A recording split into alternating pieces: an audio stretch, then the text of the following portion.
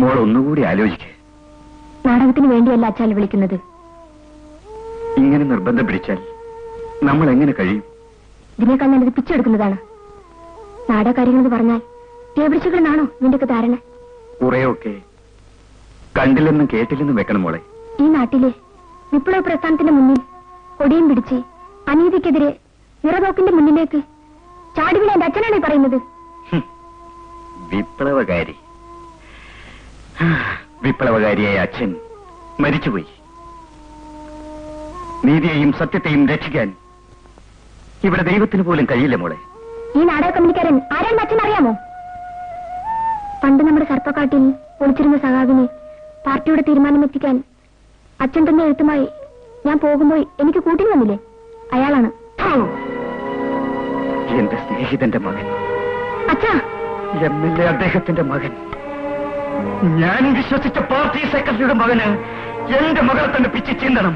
പറയൂ അച്ഛാ, ഞാൻ പോകണോ? അവൻ അരിഞ്ഞു വീഴ്ത്താനുള്ള ശക്തി ഇനിയും എനിക്കൊണ്ട് മോളെ.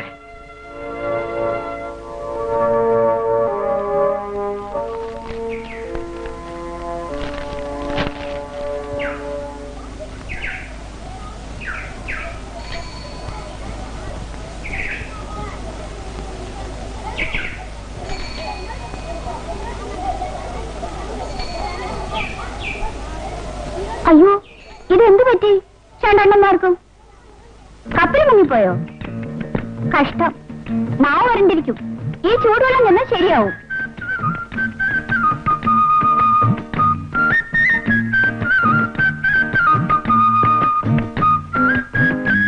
അപ്പൊ രണ്ടുപേർക്കും ചായ വേണ്ട? ഇതുവരെ നീ എവിടെയായിരുന്നു സുലതിനെ? ഓ, ഇനി ക്രോസ് വിസ്താരം കഴിഞ്ഞിട്ടേ ഉള്ളായിരിക്കും. വാങ്ങിട്ട് കുടിക്കടാ. അണ്ണന് വേണ്ടേ? പിന്നെ എനിക്ക് വേണ്ടേ? അണ്ണാ, നാളെ ഞാനൊരു ഇന്റർവ്യൂവിന് പോകുന്നു. എനിക്ക് ജോലി കിട്ടുമോ? സംശയിക്കണ്ട, ഈ ജോലി നിനക്ക് തന്നെ കിട്ടും. എടീ, നേതാക്കന്മാരുടെ ആളുകൾ ഉണ്ടാകുമ്പോ നീ ഒന്നും ചെന്നിട്ട് തന്നെ കാര്യമില്ല. കണ്ടില്ലയോ, ഒരു തടസ്സം പറിച്ചില്ലോ. അല്ലേലും അവൻ അങ്ങനെ സുലഭന് പോയിട്ട് വാ. ദൈവത്തിന്റെ സഹായം ഉണ്ടെങ്കിൽ എനിക്ക് തന്നെ ആ ജോലി കിട്ടും. എടേ, ഈ ദൈവം തമ്പുരാനുണ്ടല്ലോ, അയാൾ വലിയ തിരക്കില. നമ്മളെ പോലുള്ളവരുടെ കാര്യം നോക്കാൻ അയാൾക്ക് സമയമില്ല. നിന്റെ മുടിഞ്ഞ നാക്കുണ്ടെന്നും പറയാതിരിക്കടാ, നീ പോയിട്ട് വാ.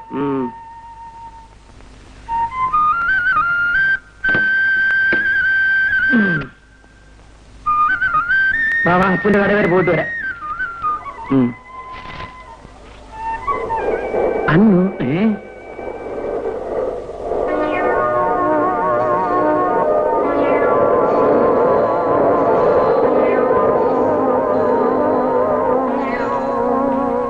അണ്ണാ, അമ്മ രാവിലെ തന്നെ അവളുടെ ജോലിക്ക് പറഞ്ഞു. നീ പോടാ, അവൾ അവിടെ ജോലിക്ക് പോയിട്ട്. വാ വാ വാ. നിന്റെ അച്ഛൻ ഞങ്ങളെ പറഞ്ഞ് പറ്റിക്കായിരുന്നടി. മരിച്ചുപോയ എന്റെ അച്ഛനെ പറയാൻ പറ്റില്ല. ഓ, യോഗ്യനായ ഒരു അച്ഛൻ. ബാക്കി തരാനുള്ള സ്ത്രീധനപ്പണവും 3 പവൻ തരാതെ പറ്റിച്ചവനല്ലേ. ഇന്ന് നീ ഇവിടുന്ന് ഇറങ്ങണം. അച്ഛൻ തന്നതെല്ലാം വിറ്റ് തന്നില്ലേ? അത് ചോദിക്കാൻ നീ ആരാടി? സ്ത്രീധനപ്പണവും സ്വർണ്ണമൊക്കെ ഞങ്ങൾക്ക് ഇഷ്ടമുള്ളപോലെ ചെയ്യും. പോയിക്കോ. സ്ത്രീധനം വിട്ടിട്ടേ ഇങ്ങോട്ട് വന്നാ മതി. എന്താ എന്ന് ഈ ബഹളം? ഒരു ദിവസം പോലും സ്വയം തരില്ലേ? തെങ്കോന്തൻ, എന്റെ അച്ഛൻ മരിച്ചുപോയി. ഞാൻ ഇനി എങ്ങോട്ട് പോകാനാണ്? അച്ഛൻ മരിച്ചെങ്കിലേ അച്ഛന്റെ വഴിക്ക് നീ കൂടെ പോടി. എടി, ഇന്ന് ഞാൻ നിന്നെ കൊന്നു കുളിച്ചു മുടിപടി. എന്താ, സ്ത്രീധനം തന്നെയാണോ പ്രശ്നം? ഇവള് വാശിയുള്ളവളാണെങ്കിൽ അതുണ്ടാക്കി തന്നെ. അവളൊരു പഞ്ചഭാവമായി പോയി. എടാ എടാ, അത്തരത്തിലുണ്ടാക്കുന്ന കാശേ നിന്റെ അമ്മയ്ക്ക് കൊണ്ട് കൊണ്ടുവരാ.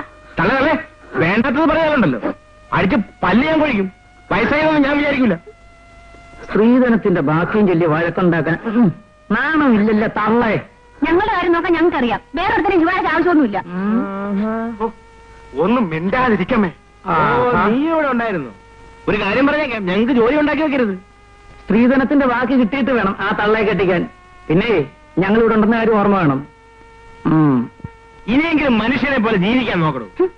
ഓ, ഒന്നിരിക്കുന്ന ഓരോത്തമാരോ വേണം.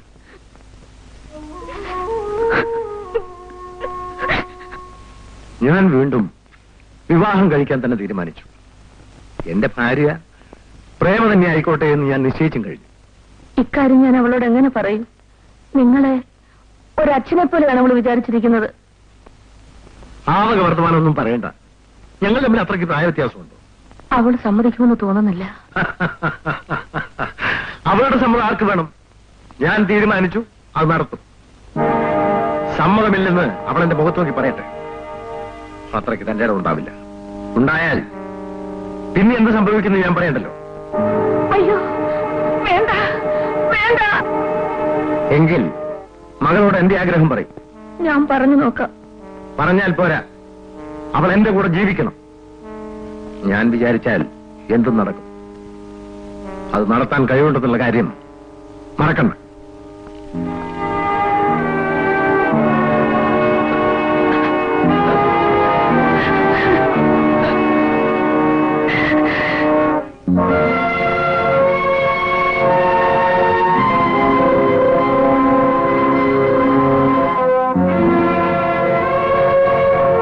അമ്മേ, അമ്മയ്ക്ക് അയാളോട് പറഞ്ഞാലെന്താ? സാധിക്കില്ലെന്ന്.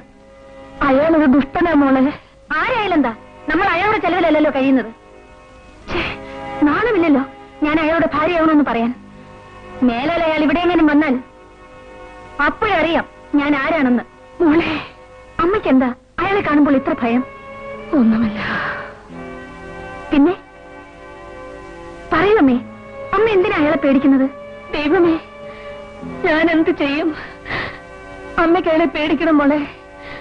അതിന്റെ കാരണം മാത്രം നീ ഇപ്പൊ ചോദിക്കരുത്.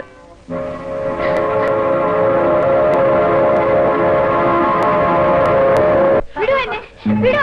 അച്ഛാ, അച്ഛാ, വിടൂ എന്നെ, വിടൂ, വിടൂ, വിടൂ എന്നെ, വിടൂ അച്ഛാ, ഇവിടെ ആരുമില്ലേ?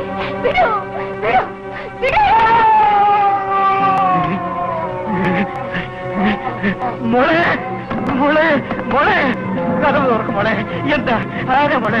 മോളെ, കഥവ് തുറക്കും മോളെ. അയ്യോ, അയ്യോ മോളെ, കഥവ് തുറക്കും മോളെ. മോളെ, കഥവ് തുറക്കും മോളെ.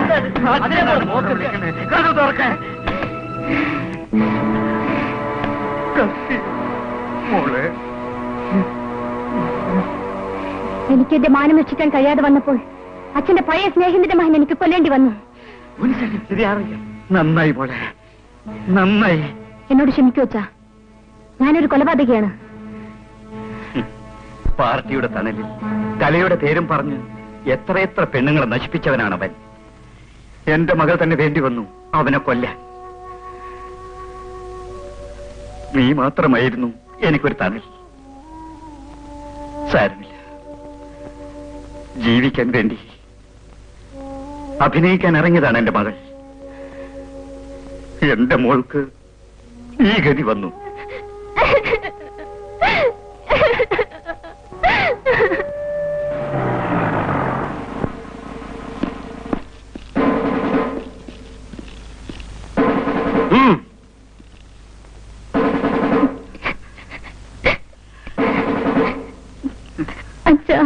മോളെ, നീ കോടതിയിൽ സത്യം മാത്രമേ പറയാവൂ.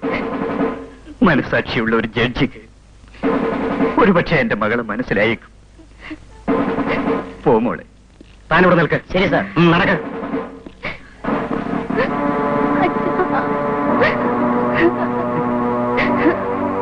മോളെ,